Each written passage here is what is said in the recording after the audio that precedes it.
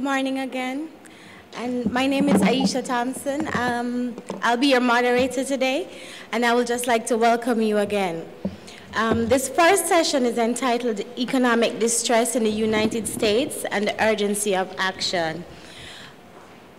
I am going to introduce the panelists. I'm not sure if you want to be here. Yeah, there's next.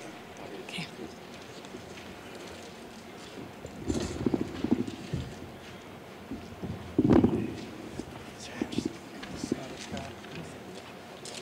And if you could just raise your hand as I introduce you. Move down. So our first panelist is Professor Bernard E. Anderson, the Wharton School, University of Pennsylvania.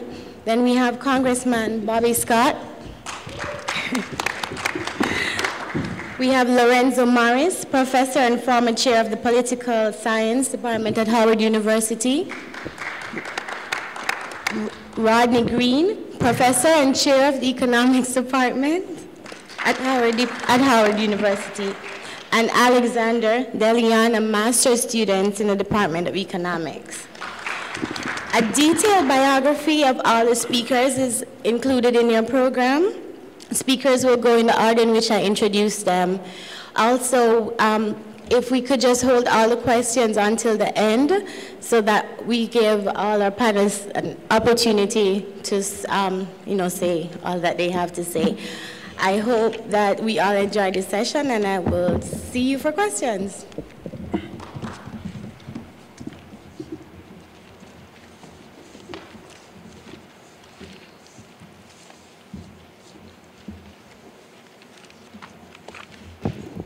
Well, good morning, everyone, and let me begin by thanking Rodney Green for inviting me to participate in this very important meeting, and I'm delighted to be on the Howard University campus again and hope that these remarks might contribute to our understanding of this issue and take us farther ahead in addressing the topic that we will discuss today. Now, let me say this parenthetically. I'm an old university professor programmed for 50 minutes, and anything less than that is cruel and unusual punishment, but I will do my best to stay within the 20 minutes that I've been given to make these introductory remarks.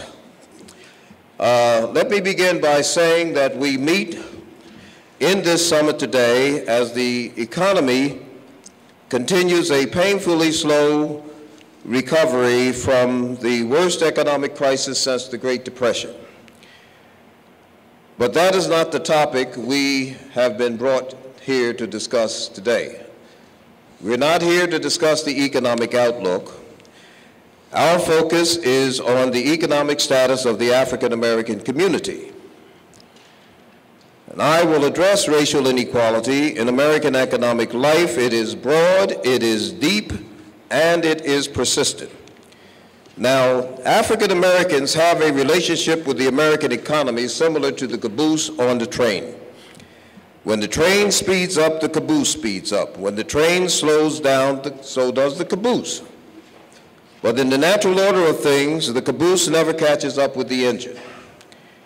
Racial inequality is reflected in every measure of economic activity, but in the interest of time, I will focus on employment, income, and wealth. The current population survey first collected labor force data by race 40 years ago. Since that time until now, the black unemployment rate has remained consistently twice the unemployment rate of white workers. It was 14% in December 2012 and has fluctuated near that level for the last 2 years. The white unemployment rate has remained at less than half that level over the same period of time. The gap in the unemployment rate narrows and widens somewhat depending upon the rate of job creation, but the gap never disappears or moves toward the equilibrium point of parity. Black youth unemployment also has a long record of racial disparity. In fact, the black youth unemployment rate has been at or above 20% for 27 of the last 29 years and has hovered near 40% for the last 2 years. In contrast, the white unemployment rate, youth, is typically less than half the rate among black youth and has not exceeded 20% in the last 2 years. The median income of black families, now about $35,000, has not been higher than 61% of white family income since the data were first collected by race. That means black families have never had more than $6 for every $10 held by white families, a disparity that was much wider before 1960. Much has been said about the great leap forward for the black middle class. Well, let's look at the evidence on the black-white income distribution. While 16% of all white families had an annual income of less than $25,000 in 2009, more than twice that ratio, 32% of black families were in that income category. At the other end of the distribution, there were 1.8 million white families with annual income of $250,000 or more. In contrast, only 82,000 black families, less than 1% of all black families, had annual income of $250,000 or more in 2009. Stated differently, while African Americans were 12% of all American families, they accounted for less than 4% of families with an annual income of $250,000 or more. The disparity in income has a major impact on the accumulation and preservation of wealth. A widely cited study by the Pew Research Center revealed that between 2007 and 2010, a period that includes the collapse of financial markets and the steep economic downturn, black net worth, the measure of wealth, declined more than 50% to about $5,400, while white net worth declined much less to $116,000. Let me repeat that. The net worth or wealth of black families today is about $5,400 compared with $116,000 for white families. So the disparity in wealth is vastly greater than the disparity in income between the black and white communities. Let me say very quickly that since the dawn of freedom with the Emancipation Proclamation 150 years ago, African Americans and their allies have worked long and hard to gain economic security for black people and to eliminate racial inequality. But as the evidence shows, the efforts have met with limited success. It's important to note that the persistence of racial inequality not only burdens millions of black families, it also imposes a significant cost on the nation's economy. In 1962, the President's Council of Economic Advisors conducted a study of the cost of discrimination. Using a conservative estimating model, the CEA concluded that discrimination cost the economy 3.6% of GNP. That measure was later changed to gross domestic product rather than gross national product. In 1995, my mentor, professor, and friend, the late Andrew F. Brimmer, recalculated the cost of discrimination using a broader measure than the CEA and released his findings in a report edited by Dr. Margaret Sims and published by the Joint Center for Political and Economic Studies. Brimmer reported that despite wider opportunities and changed attitudes that emerged after the overt discrimination was outlawed by the Civil Rights Act of 1964, the cost of discrimination remained unchanged, hovering at between 3 and 4% of GDP. We meet today on the first day of the annual celebration of Black History Month. I'll note that when the great historian Carter G. Woodson, a member of the faculty of this university, introduced the celebration, it was Black History Week. But apparently the powers that be thought we had so much to celebrate, they changed the week to a month. But wouldn't you know, they gave us the shortest month of the year. We just celebrated the annual recognition of Dr. Martin Luther King's birthday. Because of serendipitous timing and historic circumstances, the Martin Luther King celebration coincided with the second inauguration of the nation's first African-American president. That confluence of events concentrates our mind on a critical question. What should we expect from the African-American president regarding racial inequality in American economic life? Let me take you back to May 1965, when the President of the United States delivered the commencement address on this campus. I was privileged to be in the audience on that day, and I recall the President speaking the following words. He said, "You can't keep a man in chains for 200 years, remove the chains, bring him to the starting line, tell him to run the race, and think you are being fair." 3 months later, President Lyndon B. Johnson issued Executive Order 10925, which created the Office of Federal Contract Compliance Programs in the Department of Labor to beef up enforcement of affirmative action by companies doing business with the federal government. Is it unreasonable to expect President Barack Obama to find his voice, summon his courage, and use some of his political capital to help eliminate racial inequality in economic life? I ask that question as an early, strong supporter of Barack Obama. I was part of a group in Philadelphia that organized a major fundraiser for then Senator Obama 3 months after he announced his candidacy for the Democratic nomination to run for president. I ran and was elected an Obama delegate to the Democratic National Convention in Denver. Moreover, I have supported the President's economic and foreign policy agenda since he took office.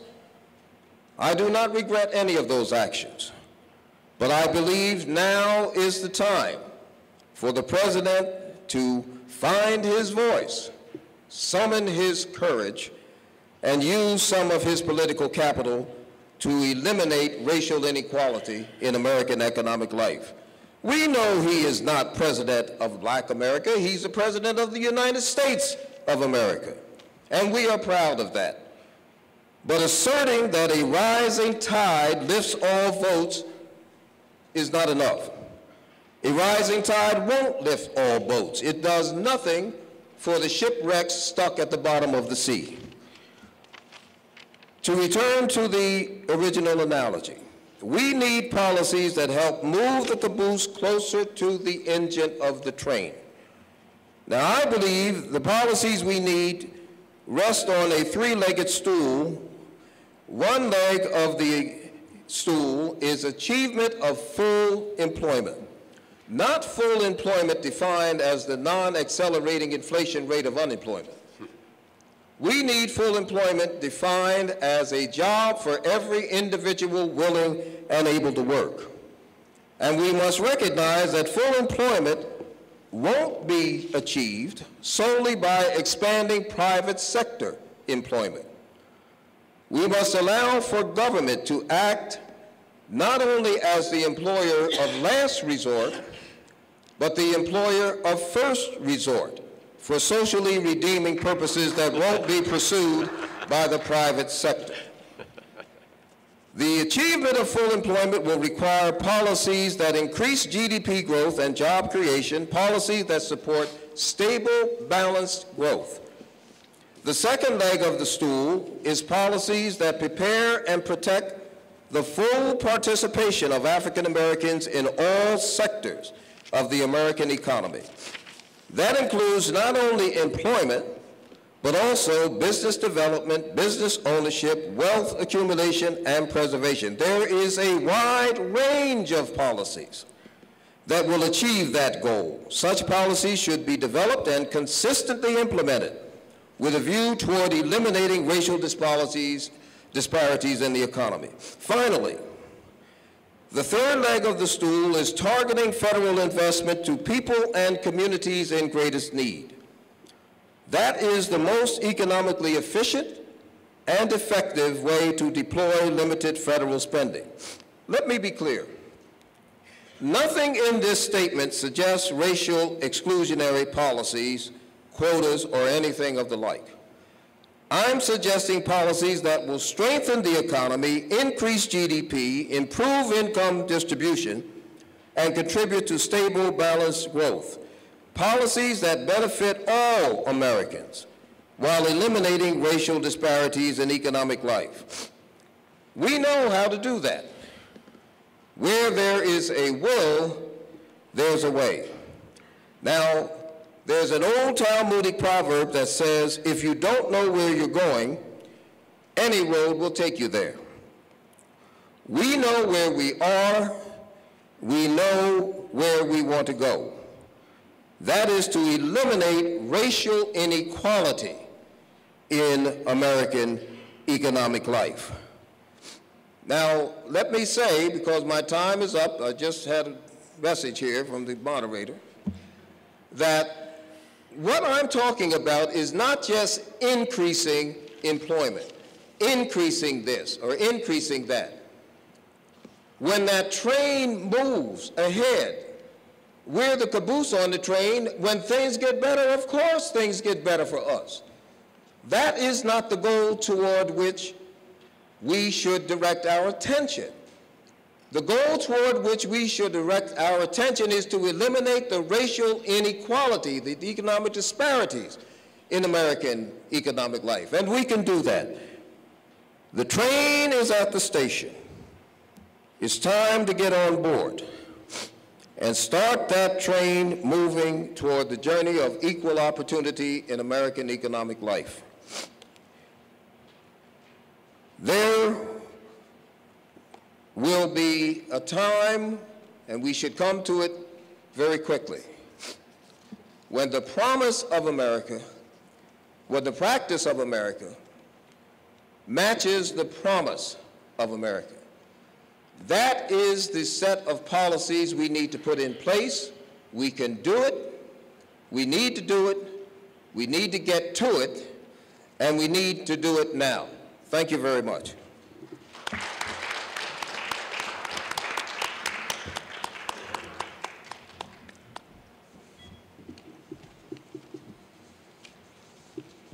Good morning. Good morning. It's certainly a pleasure to be here on the campus of Howard University. For someone from the Virginia Peninsula, we call this the other HU. But my family has a very close connection with Howard. My father was a graduate of Howard. My first cousin graduated from Howard. My brother and brother-in-law went to the dental school.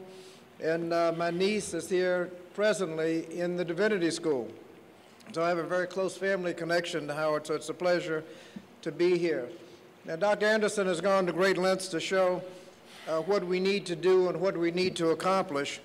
What I'm going to show is what the federal government needs to do. Say again? Okay. What the federal government needs to do and our capability of actually doing it. One of the problems, of course, is that we have to come up with the money if we're going to have a jobs plan. We know how to create jobs. If you spend government money, you can create jobs and transportation plan, infrastructure, and things like that. The estimate is that you can create, for every $1 billion you spend, you can create about 30,000 jobs, about 33,000 a job. Once you have a job, they'll spend the money and you'll create even more jobs. So if we had a $100 billion stimulus, we could create about 3 million jobs. And that's about 250,000 per month. This morning we had another announcement that's about 150,000 jobs created for the past 30 to 40 months consecutively. We've had around 100 to 200,000 jobs created. 250,000 additional jobs would mean that the growth would be actually doubled. But we have to have the money. And unfortunately, we're in quite a mess right now.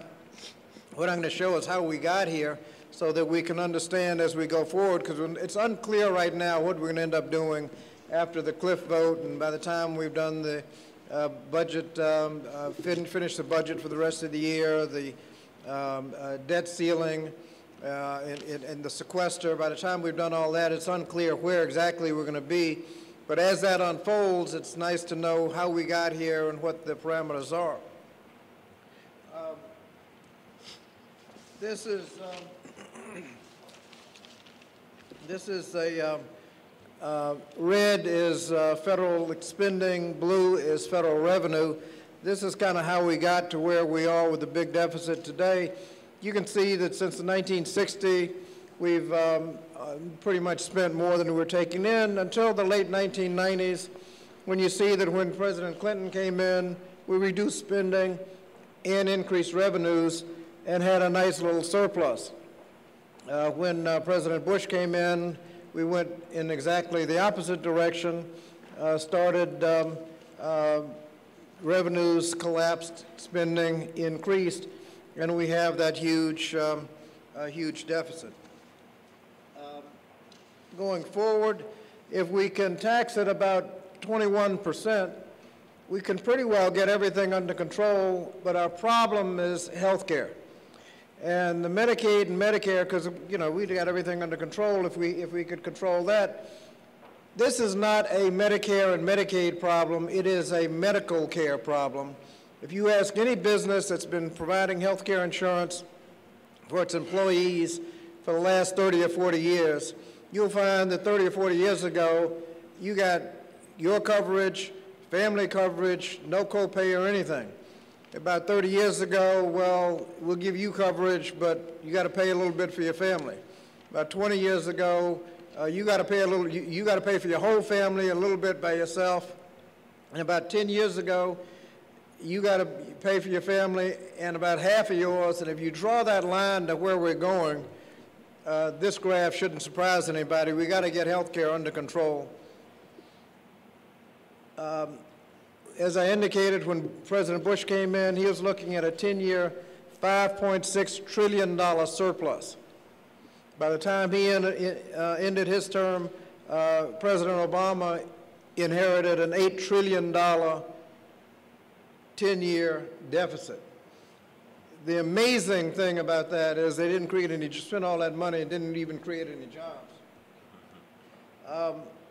This says the same thing. Public debt as a percentage of GDP when President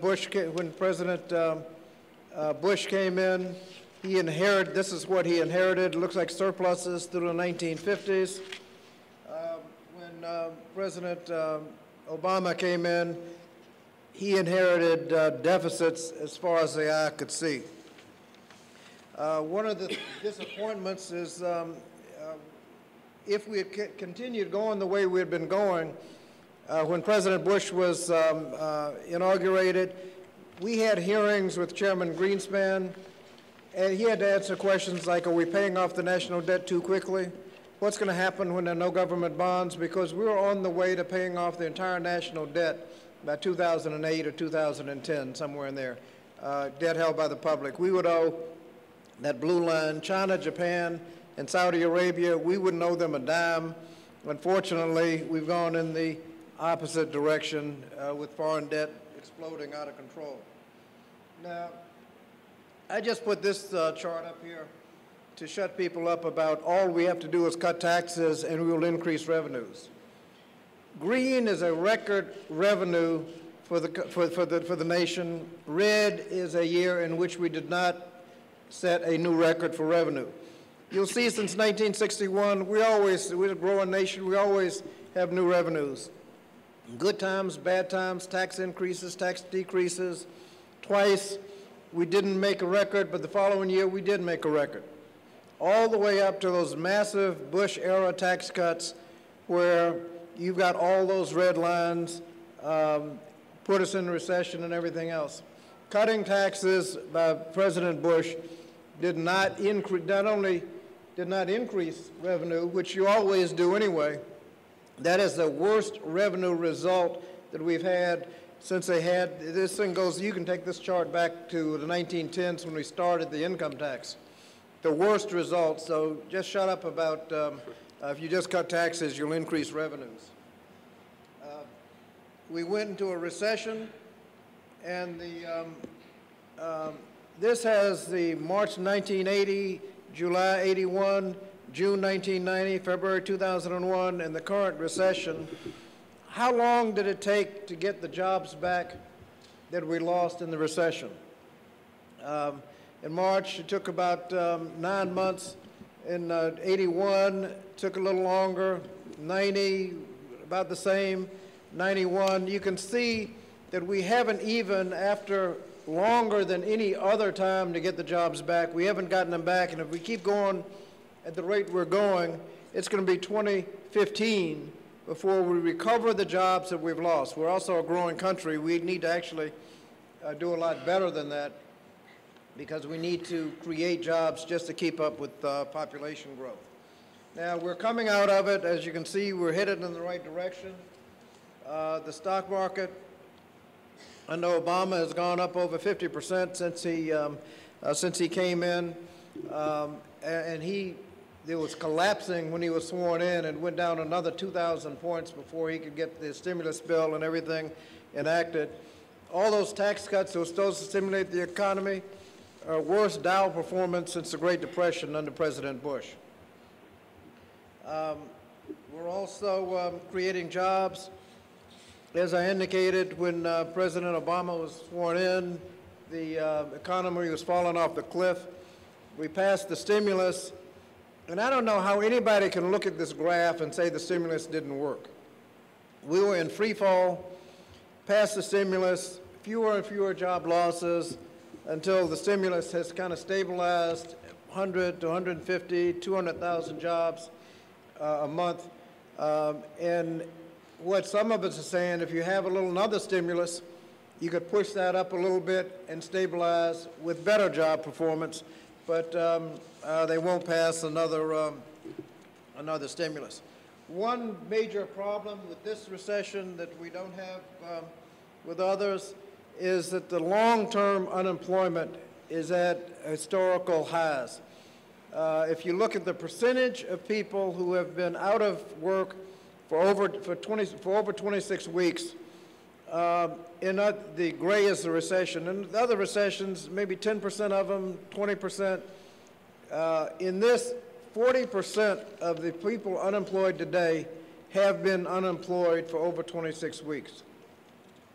That's a problem that we're going to have to address. Now, we have the budget, and one of the problems with cutting the budget and trying to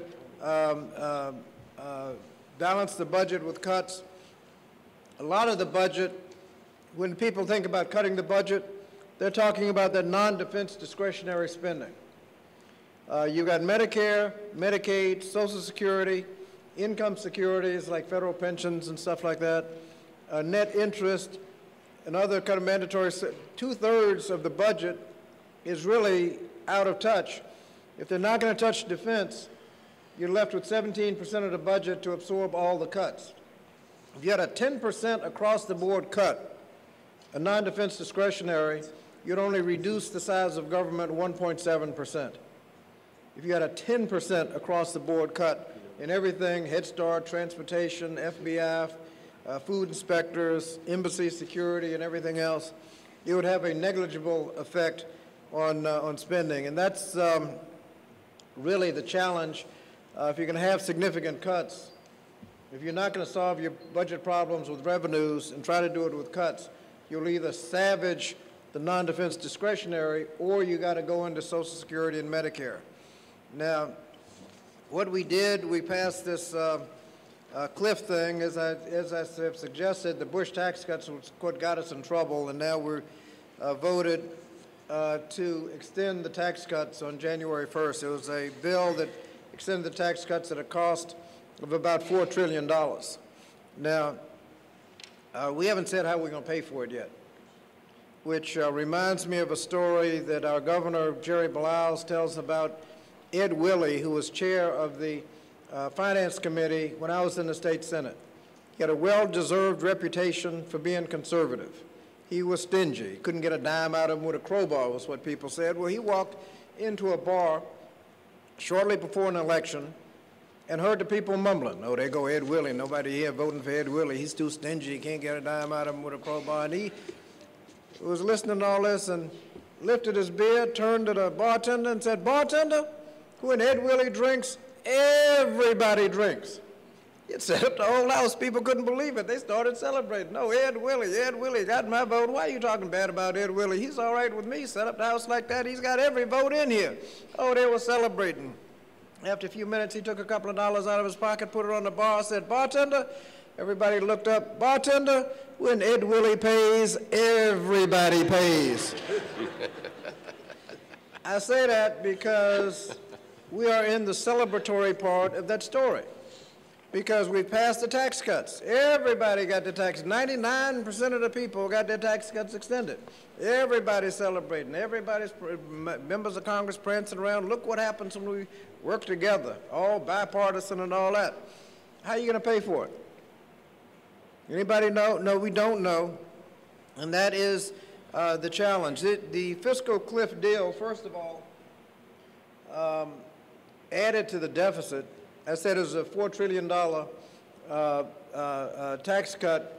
If we hadn't passed it, the budget deficit would be about $200 billion in 2022. Now it's going to be about almost $800 billion added to the deficit. The deal was basically extending tax cuts from up to $450,000 per couple. It saved the estate tax up to husband and wife $10 million. You pay no estate tax rather than $1 million, $2 million husband and wife under Clinton. And a couple of years ago, they moved it up to $7 million husband and wife. Now they moved it up to $10 million.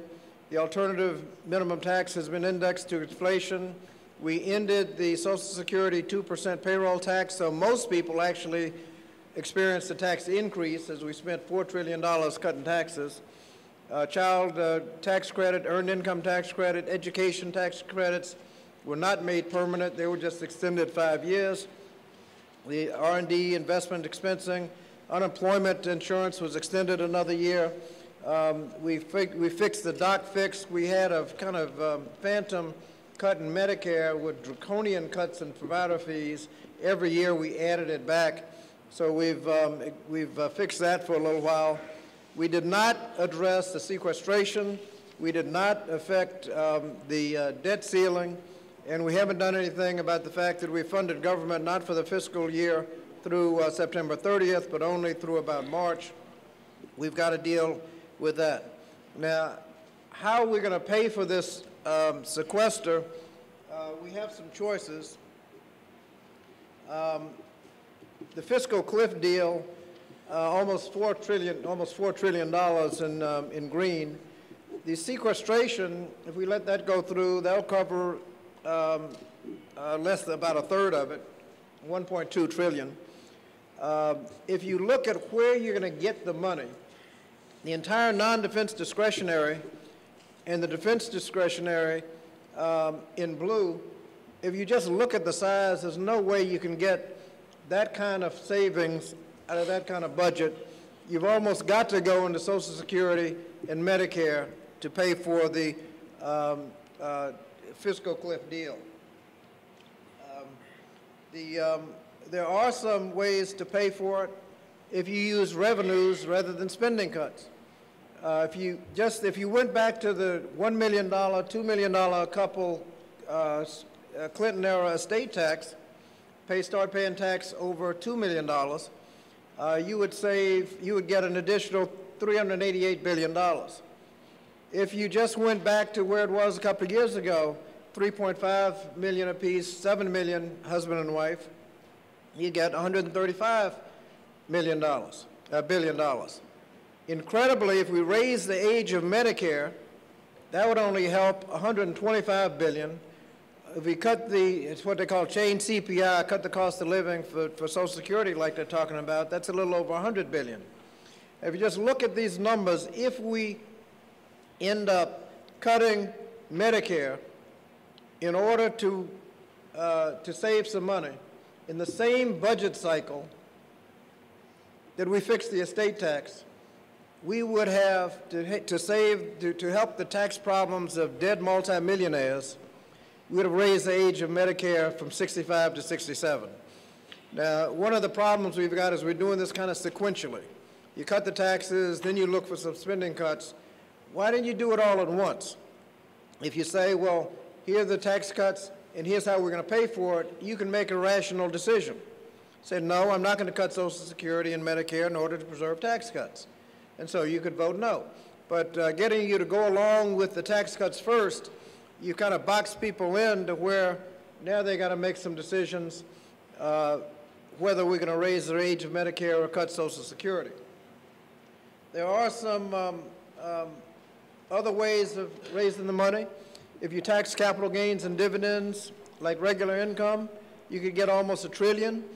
5% additional tax on that portion of your income over $1 million gets you about $500 million. When we went to 250 to 450 in terms of who gets the tax cut, nobody talked about how much revenue would be lost. It's about $200 billion. And if you look at these numbers, if we end up raising the age of Medicare to 67, we would have raised the age of Medicare to 65 to 67 in order to preserve those tax cuts for that portion of your income from $250,000 to $450,000. Those are the kinds of decisions that we're going to make. Now, we are where we are. We're going to end up having to fight the best we can from where we are, but we have to make sure that we fight to preserve Social Security and Medicare.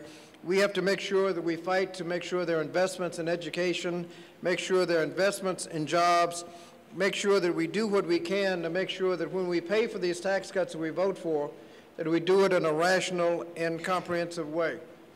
We know that all of these spending cuts and austerity has not worked in Europe. In fact, the fiscal cliff deal is estimated by the Center for American Progress to be a drag of 1.6 to 1.9% of GDP when it's phased in. That's about all the increase in GDP we've seen in the last couple of years. So this is where we are. This is how we got here. But the last thing we want to do is to cut Social Security, Medicare, education, things like that in order to provide for these tax cuts and not have any money left over for a jobs bill to solve the problems that Dr. Anderson outlined. Thank you very much.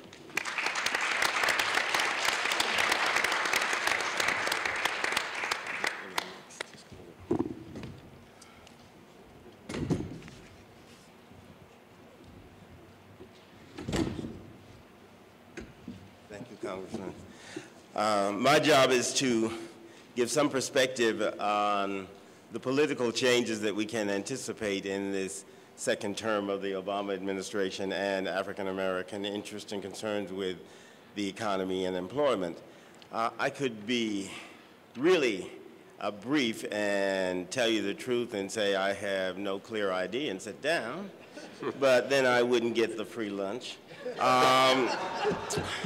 Thanks to Professor Anderson, I can, however, be fairly brief and try to answer his insightful question. And I think the question was something like, will President Obama find his voice in this term in defense of African-American employment issues and things like that? And my answer is yes. I certainly believe he will find his voice, but he won't have a big stick to carry with it. It will be a voice that'll, I think, will be a little clearer. Now, how can I justify that optimistic, and that's the only optimism I have, expectation?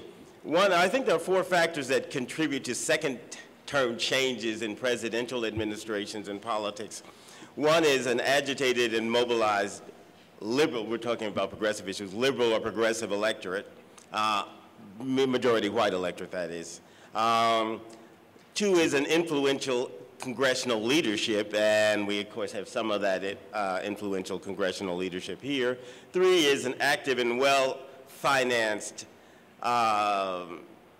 popular interest group force that is in the streets, or a lobby group, well-financed for the lobbies, popular for those in the street, pressure groups. And 4 is a targeted and forceful presidential initiative. On the first point of an agitated electorate, I think we saw a limited mobilization of the electorate in this last election. Clearly, it moved to the left, as symbolized by the defeats of extreme rightists like the candidates Atkin and Murdoch in the Midwest. I think the electorate showed its expected decline in turnout, though most people didn't pay attention to that. A larger part of that was in the white electorate, and black voter turnout did not go up, but it at least remained fairly stable, and was saved in a large sense by a special contribution from the state-level Republicans, who did the one thing that could be done to get black voter turnout in 2012 to approach its 2008 levels, and that was to remind everybody of the civil rights experience and attempt to suppress voter turnout. I sometimes think there was a state Republican conspiracy to get Obama reelected. If you look at how this electorate might be more influential than before, I think there are 2 ways of looking at it. Those that are overwhelmingly Democratic may have a long-term effects, but they have very few short-term effects because they can't mobilize much more. That 93+% of the black vote that went for Obama is not that different from before. The 71% Hispanic vote is only a few points higher than the 2008 vote. The 73% Asian vote is a bit of a surprise, and it shows itself in the sudden discussion of the immigration issue, I think, as much or more as the Hispanic vote does. The overwhelmingly liberal vote, well, we can't say much about that because that's a lot overwhelming. Among the disproportionate votes, however, there's more of an indication of change. 11% of the female electorate went for Obama, up from the 2008. There is the typical educational advantage, that is, he gets more of the those with little schooling, but he gets a whopping 13% advantage among the postgraduates. Religion, there is the typical ethnically associated religious vote. Jewish vote is very strong, and the Catholic vote was majority for him. That may be a little different. Those disproportionate things. Obviously, low income disproportionately for him. So these things lead to, when you add region, where the South was more clearly Romney, and city size or community size, these things lead to overlapping differences in the electorate. And those overlapping differences in the electorate actually limit the influence that you're going to have on various Congress people, because it suggests a concentration of those who vote one way in limited congressional districts, something we're seeing in the attempts to change voter districting. The second aspect of change that I think is significant is the congressional leadership. Back in the better days, from my perspective, before 2010, when we had Nancy Pelosi as Speaker rather than Boehner, and when we had a variety of influence, Clyburn in the whip's position, we saw a presidential politics that should have been in an easier position to have a voice, if not to change things. And you saw some activities such as the invitation of unemployment to the White House of Al Sharpton, and I think it was Mark Morial and Dorothy Height, who couldn't go. So what that says about voice is more than what it says about the big stick. However, there were indications that something might happen in the second term from that. If you look back in the 60s, you see that Dirksen of the Republican Party and Johnson made their big differences. It wasn't Johnson's second term, but it was the second term of that cohort that he was associated with. While Boehner in that first term looked like some deer in the headlights of the Tea Party auto. In the 1930s, when the second term of FDR came, is where most of the major issues gather formulation and articulation. The workforce initiatives that we saw were the product of both a compromise on racial issues then as well as on economic issues. This term, however, and this Congress, however, we see that the House Workforce Committee has people like, I think Joe Wilson is still on it. Fortunately, we have people who are more sympathetic to the president's agenda, so those changes may or may not bear fruit. The third area where one can have expectations is, of course, the pressure group and lobbyist community, and I could perhaps try to say more about that. I think some of the potential is indicated, as I said earlier, by the organizations that support immigration reform, La Raza being one of them, and LULAC. When you look at the civil rights community, I think we have hesitated to admit that it has been visible, but pretty much ineffective in terms of Washington politics. And that may seem unduly critical, but I could discuss that at greater length. I think the forcible presidential initiative is where we have our greatest expectation for the coming term, and that forcible initiative, I think, is indicated by his 2008 mantra, yes we can. I think we focus too much in that period, not on the we, but on the, we should have focused more on the we and on the fact that what we can do implied something about what his preparation for that term was, meaning that they were prepared to do what was visibly doable at the beginning of the term. And that indicated the limits of new initiatives on racial issues. Today, I think there are some indications that larger initiatives, though we may be the caboose in Professor Anderson's terms, larger initiatives may follow a weakened set of initiatives on the broader level. Today, for example, President Obama eliminated his employment council, I think that's the title of it, and it was a business-dominated community, but it showed an employment orientation.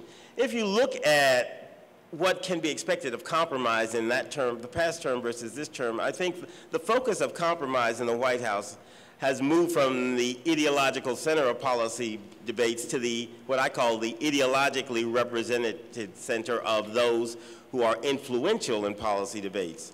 The representatives, administrators, lobbyists, and others who define the circle of policy influence. So that most people expect something to come out of the center of the range of possibilities, as in previous employment initiatives, but until they come from outside, is my point, they will not be seen. There will be no internal White House initiative, and you can see that in the current discussion. I think Obama in 2008 said, to refer to, again, to the concept of pragmatism that I think defines him, which is a pragmatism made up of associations rather than of ideological range. He said that we are the change we've been, I see we have time, we've been waiting for, and I think we may have waited too long. I think the concept of the change we have been waiting for refers to what was most likely to happen in the second term, and things like Occupy Wall Street and others which flirt and disappeared are an indication. Unless there's an external liberal mobilization outside of the black community, the possibility of getting the change we have been waiting for is limited to who we are. Thank you. Well, today I wanted to talk about deep crises require deep solutions. The second term of President Barack Obama began in a most challenging economic environment. Beset by massive unemployment, reluctant investors, weak demand from consumers in the United States, reduced exports to China, the European Union, and Japan, the U.S. economy continued to defy efforts to regain robust economic growth. It had plunged into economic crisis as the Bush presidency was winding down, and the new president faced a dire predicament as he took office. His measures to address challenges at that time, largely supporting banks and corporate bailouts, at best kept a severe recession from becoming a major depression on the order of the 1930s. His efforts failed to significantly address the devastating issues, the devastating losses facing homeowners, workers, and immigrants. Once re-election was in hand, President Obama provided an inaugural speech that seemingly foreshadowed addressing the losses of those most harmed by the economic crisis. Instead, the focus of the economic debate continues to be the fiscal cliff, with an emphasis on a better balance in the federal budget by reducing deficits through increased taxes and further eroding social benefits. Once again, the administration seems to be following an indirect approach towards assisting the distressed members of the community.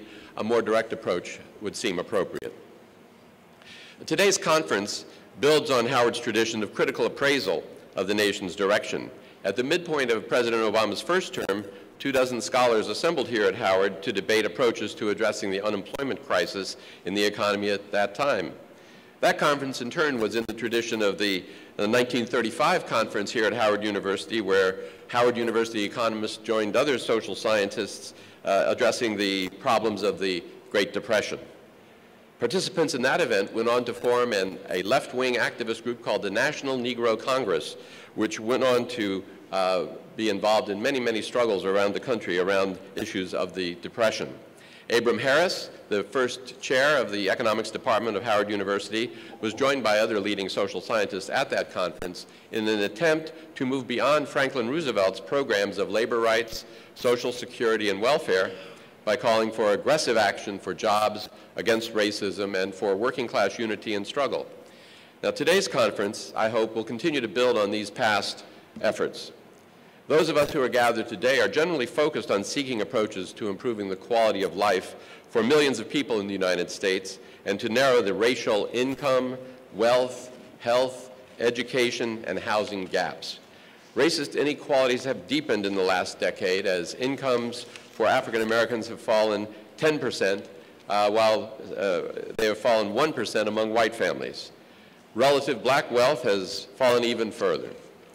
Contributing to these savage and growing inequalities, the criminal justice system continues to incarcerate and literally enslave millions, disproportionately black and Latino, many of whom are forced to work practically for free in prison-based industries.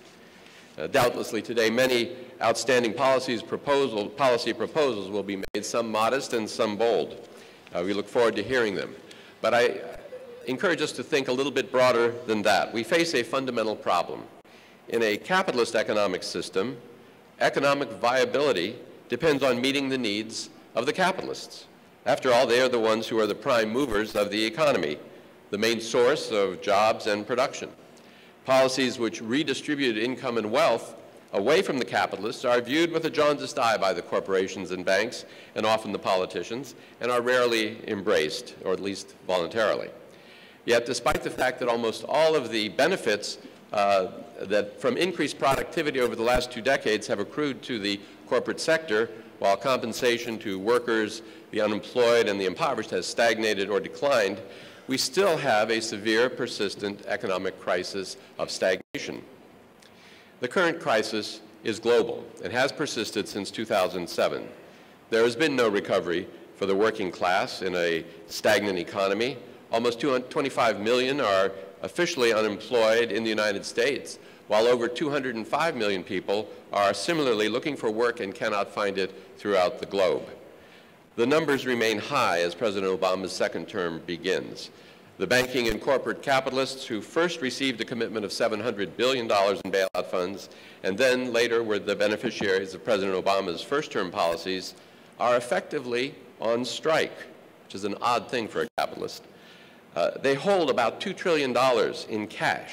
They're not investing it in job-creating productive activities. Why? They don't think they can make enough money by doing that, so they're just waiting. In fact, the amount of cash that they're sitting on, if we examine their international holdings as well, is actually closer to $5 trillion. In a similar vein, corporations have, over the last 2 decades, deserted what the man on the street might consider productive investments, moving instead into financial speculation and rare instruments of finance. These now account for about 1/4 of economic activity in the United States. That is more than double what it was about a decade ago. This reflects a decline in the actual productive activity in the U.S. economy. It seems that the most generous offers and flows of income to the corporate sector have not restored even a modicum of prosperity and productivity. Unlike their 19th century predecessors like Jean-Baptiste Say and David Ricardo, Most 20th century economists believed that capitalism was volatile, but that the fine-tuning of it by fiscal and monetary policy could in fact prevent economic problems from becoming large-scale crises. But life continues in the 21st century to be a hard teacher. Crises have become widespread and intractable. Each solution creates another problem, as we've heard already. Capitalism and its inherent internal intentions may themselves be generating crises. If so, then adjusting economic policies marginally within a capitalist framework is unlikely to prove salutary. So if we turn to the other thread of economic theory originating with Karl Marx, we encounter two critical hypotheses that may help us understand the current situation. One hypothesis was that profitability of capitalists tend to fall as technological progress and automation proceed. And the second hypothesis is that the competitive battle for market share among the capitalists leads to overproduction of goods and services relative to the ability of the incomes of the broad population to buy them. These hypotheses both seem to have merit in the current situation, reflected both in the anemic rebound in the economy and the continuing reluctance of capitalists to invest because their expected returns on investment are small. In fact, Andrew Kleinman, in his book, The Failure of Capitalist Production, has tested the former hypothesis about the tendency of the rate of profit to fall and found an enormous amount of support for that in the period after World War II. In such a setting, a vast appreciation of capital values through a depression or physical destruction in war would be needed to restore profitability, a most dire solution to the profitability problem and one we would hope to avoid. But I think for us, then, we need to go beyond a focus on deficits or even on modest improvements around the edges of the great wound of the economic downturn and consider broader systemic change.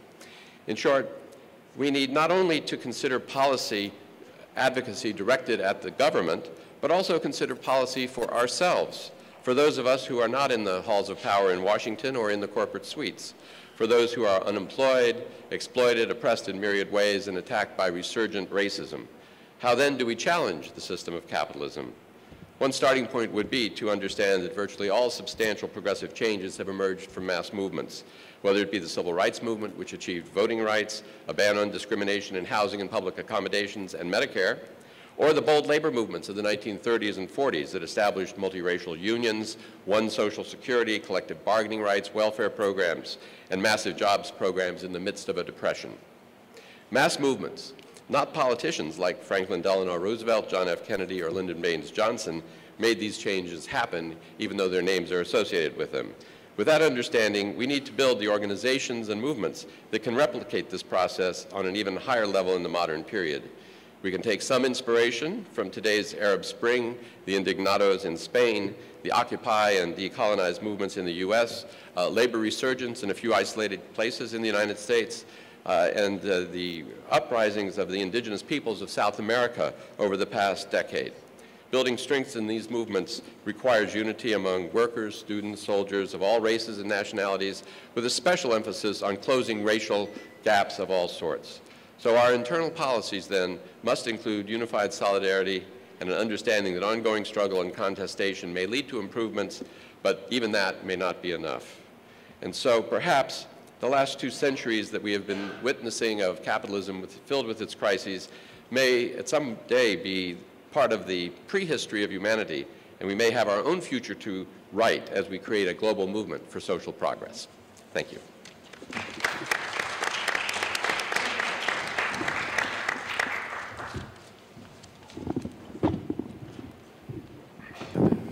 There. So it's a pleasure to share the panel with such distinguished guests.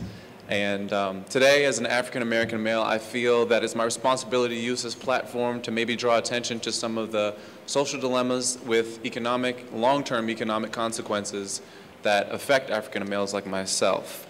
So today I'm going to focus on applying a new paradigm to economic growth, what determines it, and specifically how to encourage long-term economic growth, and apply that paradigm to a particularly important social problem, which is that of the criminal justice system and the plight of incarceration of young black males in today's society.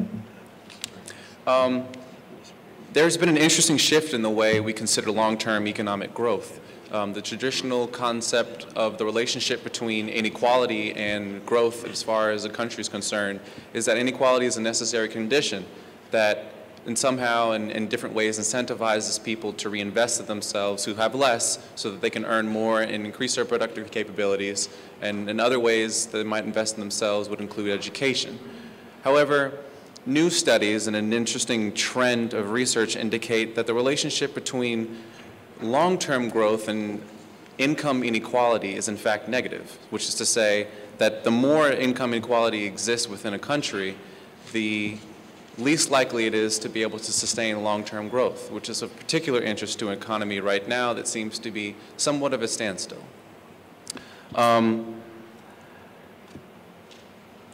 Inequality is typically, income inequality can be a proxy for lots of different types of inequality. And research has indicated that it's not necessarily, in this case, all inequality is bad, but particularly inequality to have opportunities of, basically inequality to equal access. That is really the largest problem that long-term economics, long-term macro scale growth has a large issue with. This new paradigm would require not so much a larger government, but more targeted subsidies and more active labor markets that promote, what's it called? Promotion. Sorry, it's a strange turn of phrase. So now I'd like to apply this paradigm shift to, like I mentioned, incarceration. So if you would imagine for a second what type of situation an African-American male might face. The current prison system is one in which 2.3 million people are currently incarcerated, 40% more than international competitors. 13% of the general population is African American, but over 50% of jails, both federal and state level, are consisted of African Americans. The incarceration rate of the African American male is about 8 times that of a white male, and African American in conjunction with Latino males compose 70% of our state and federal penitentiaries. If you track the cohort of black males that were born between 1965 and 1969, of those that dropped out of high school, over 60% of them have been in the federal penitentiary with at least one felony conviction, which is absolutely staggering. In Chicago, over 55% of African American males have a record consisting of at least one felony charge. You would think that all of the African American males that are in penitentiaries might deserve to be there. Maybe some of them commit particularly atrocious crimes that you would consider warrant some time in a correctional facility. But that's not necessarily the case either. Most African American males are in jail for drug-related charges that are nonviolent. 4 out of 5 drug arrests come out of possession, but 80% are responsible for the increase in populations, which is to say more people as of 2002 have been arrested for drug-related charges, but none of them have really been trafficking or been related to drugs in a violent way. It's just that they might have had it on their person or they might have been in the area. And that's a situation that more than just African American males might find themselves in, but it seems to be affecting them significantly for a longer term in disproportionate ways that might have more effects on them than just immediate. Consider the average African American male who does find themselves in this situation. Once they re-enter into society, what are their goals? What are their options? As far as marriage is concerned, it's going to be difficult because they're not going to have access to welfare. They're not going to have access to housing. They're not going to have access to a lot of the other subsistence programs that are available for people who really don't have access to the funds to pay for what it takes to live. And when you come out of jail, many times there are going to be large fees that you're going to be responsible for that you might have to pay for as a result of things that were really out of your control. For example, some people have to pay fees that are a result of them being held in a detention center for a period of time. If you were in jail for drug-related charges, most African American males are, then you're going to have to pay for the drug tests that are going to be administered to you on a random basis. So it's very difficult for you to actually meet the goals that are expected of you in a reasonable way without incentivizing you in a way to return to a life that put you in there in the first place in a more serious way. So that's a significant problem that people may overlook, but do have long-term economic effects for families, particularly African American and Latino families. And so what you might have here are, on a more sociological side, are broken families, families that don't have strong African American role models. And children who are born in single families, or children who are born specifically with a parent that's been in a detention facility, are over 7 times more likely to go to a detention facility themselves. If you look at the years between 1985 and 1991, the number of white drug offenders went up 110% as a result of an increased crackdown on hard crime, as it's likened in common news articles. But the average, and then also the average time of their sentences went up 17%. Now, if you compare that with the average time of black drug offenders, the number of arrests went up 465%, and the length of their penalties and the length of their sentences increased by 62%. The average sentence of a black male who commits a drug offense is about 58.7 months, which is only comparable with the length of a sentence of a white male who commits a violent crime, which is 61.7 months. In any given week in the United States, another prison is open each week. It costs, on average, $20,000 to care for a prisoner. It's time to start looking, particularly in mind with our fiscal crisis and our budget constraints on state and federal levels, different ways to use the $20,000 that puts African Americans in jail for extensive periods and has long-term negative effects not just on them, but the economic growth of their community and families, and start incentivizing them to grow. Start incentivizing them to participate in economic life in a way that minimizes the inequalities that we can measure almost in the District of Columbia just by walking down the street on a regular basis. As far as the policies that we might adopt with this new mindset of looking to minimize inequality as a foundation for long-term growth, we could consider things like drug courts, where individuals are basically sentenced to recovery programs and mediation programs, which have shown to be more positively correlated with actual rehabilitation than correctional facility visits. And upon the successful completion of their time, then their record is clear. This would free them to live in a life that's more economically productive and to gain maybe a house and a job and just the traditional markers that accompany a life that's more productive and less associated with recidivism. Shorter sentences are other policies that we might apply for, or that we might advocate for those who have drug-related offenses. We might also, and more seriously, get rid of private prisons, which is a very large problem.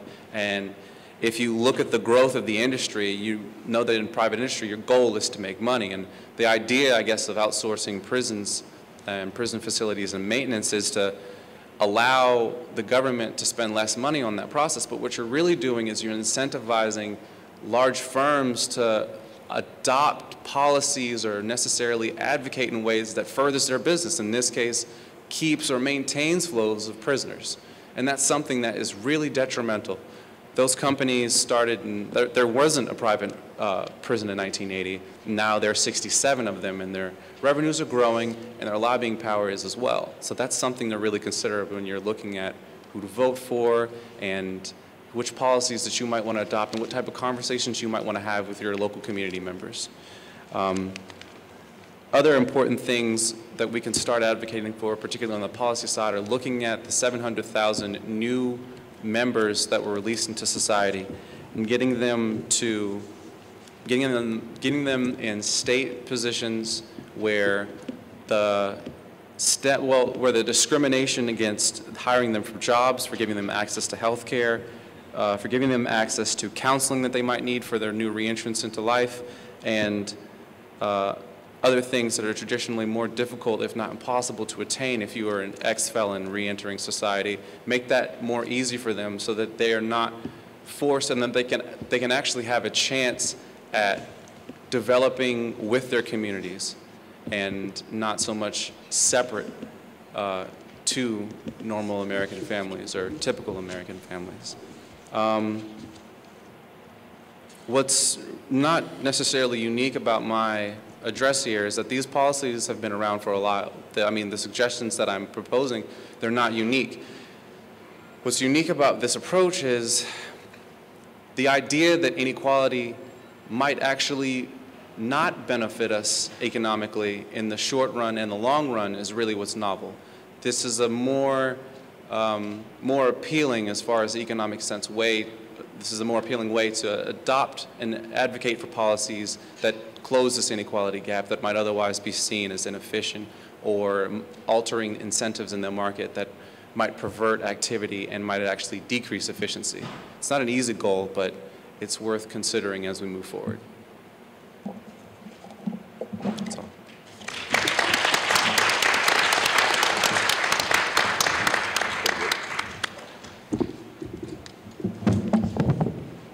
Thank you again to all our panelists today. Another round of applause. We have a couple minutes for questions. If you would like to ask a question, you can go to the mic. One of the questions that we've raised in discussions is, what is the role of consumption versus income in terms of establishing or determining your economic security? There is a widespread belief that African Americans have the largest marginal propensity to consume of any group in the population. Those who study this issue know that that is not so. That when you adjust for income, it turns out that African Americans have an equivalent or similar marginal propensity to consume as other groups. Now, having said that, it is the case that consumption versus saving has implications for the accumulation of wealth. But one of the reasons the wealth of the African American community is different from that of the white community is because black people invest in different assets. The largest element in the portfolio of African Americans defining their wealth is investment in their homes. That means that much of the wealth of the African American community was in equity in their homes, and that is the reason that when housing prices plummeted, much of the net worth of the African American community plummeted because of what they were investing in. African Americans are not as well invested in income earning assets as are white people. Now, I assume that that has something to do with financial literacy. It has something to do with the mechanisms for investment and so forth and so on. There are a lot of reasons for that. But let me disabuse you of the view, and I know this is probably not your view, but you're asking the question, that black people spend too much. It has been said that black people beg for what they need and spend for what they want. You see, this is nonsense. We've got to get away from all of these wives' tales about black people and money. The reason black people are where they are economically is that they have been denied the opportunity to earn income, to make the best use of their education, to get into the higher income jobs, and to advance over time. That is the reason African Americans are where they are. Go back to what I said, they're the caboose on the train.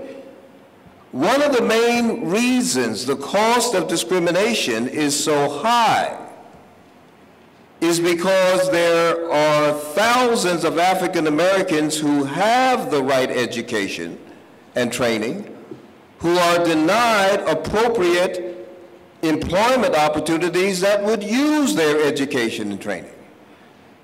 Now, it is also the case, and I'll say this and then drop the matter, that there is less disparity in employment for African Americans and whites who have similar education. That is, if you look at the disparity in unemployment rates, it is much higher for those who have the lowest levels of education. There are reasons for that.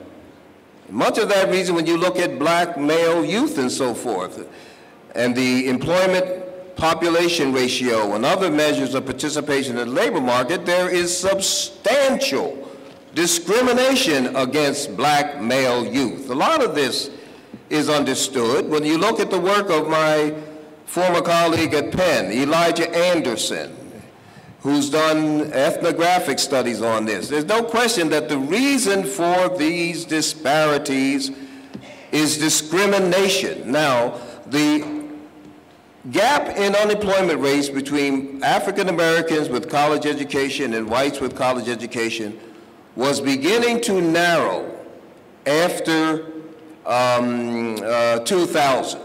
If you look at that chart, the gap was narrowing for those with a college education. But when the recession hit, beginning in December 2007, when this last recession officially began, according to the National Bureau of Economic Research, there was a widening of the gap in unemployment rates.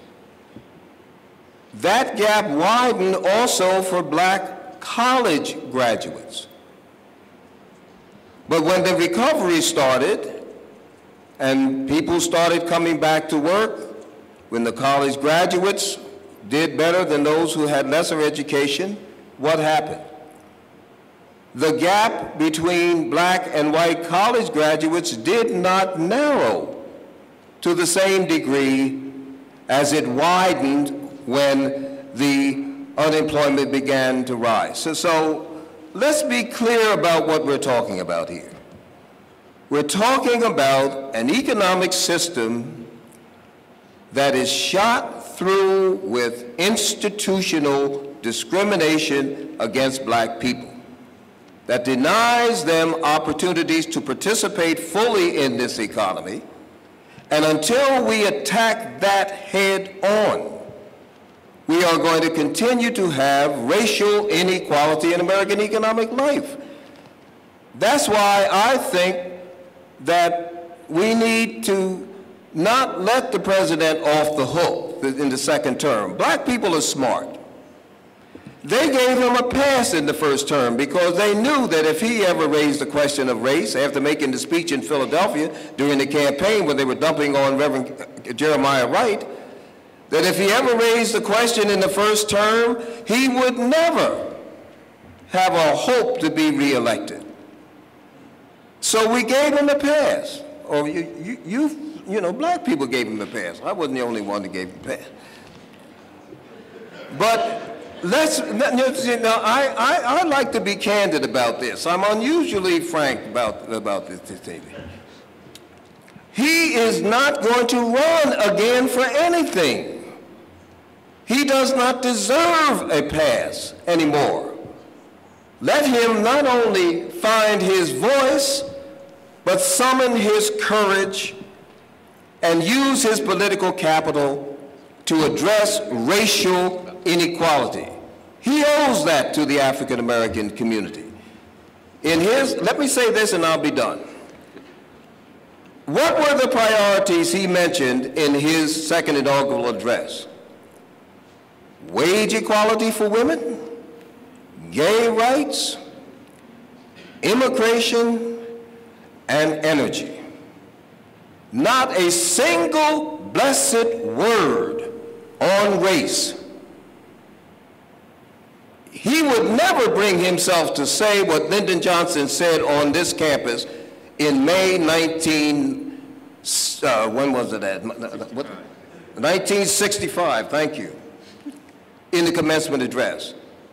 That's what I think we should demand of him. Don't let him off the hook. He doesn't deserve to be left off the hook. I am not going to understand why he will not address this issue. One of the things that we must do, even as we challenge the president, the African American community, in my opinion, must develop an economic development strategy that encourages us to do the kinds of things that would be helpful in the presence of any policy. And in fact, you can't develop a real sound policy recommendations for governmental action without also engaging those parts of the public body that have to be supportive of and hopefully benefit. Now, I'm currently a green economy or clean tech entrepreneur. And as earlier speakers have mentioned, financing is a real challenge these days. The banks and others aren't giving up anything in terms of business loans. As an older individual, I've discovered how difficult it is to access my retirement funds and invest them in my own business. In other words, I have trouble investing my own funds, Congressman, in my own business. And then so the system is set up against individuals investing in themselves on Main Street and really forces us by regulation to invest in Wall Street. So one of the policy recommendations that I would ask the panel to consider is how do we stimulate some of the estimated $460 trillion in retirement funds, some percentage of that, to be allowed by entrepreneurs like myself to invest them in our own companies. Thank you. We were just speculating, if you're investing in your own business, you can't do that with your IRA funds? Yeah, tax benefit. But that's because you're withdrawing your money, but I mean, why can't you hold the shares in the IRA? That's how Romney got $20 million in his IRA. He bought stock in some, whatever it was, and at a rate, and now they're valued at something much more. Thank you.